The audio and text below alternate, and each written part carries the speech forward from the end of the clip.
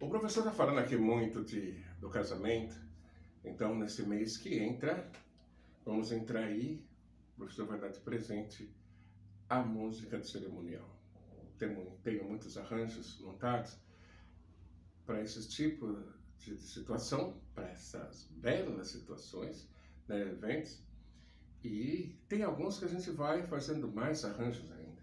Imaginem vocês, noivas, ou os noivos, né, que vão fazer um casamento comunitário, já na porta.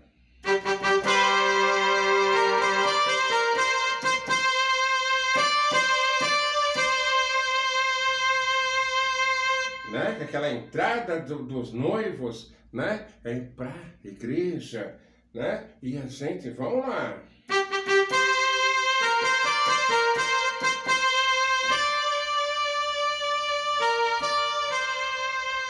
E vamos entrar com a melodia aqui.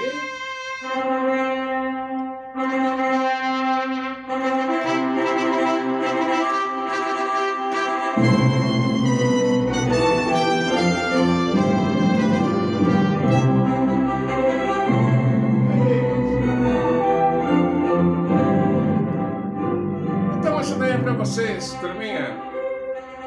Estamos colocando aqui o arranjos das músicas para vocês. Agora, deixa eu dar uma pausa aqui.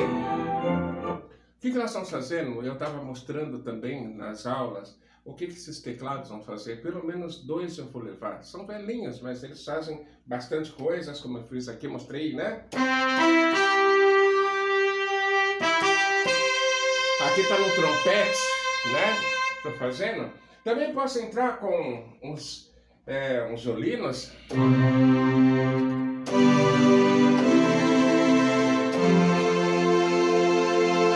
O que eu faço nisso tudo? Eu só vou juntar.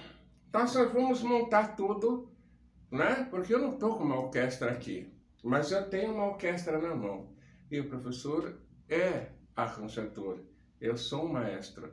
Então, junto com essa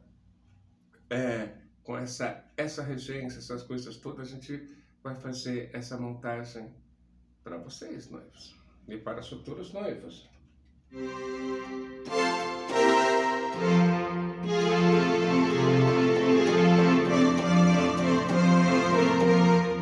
Isso é para vocês. Beijo no coração e paz.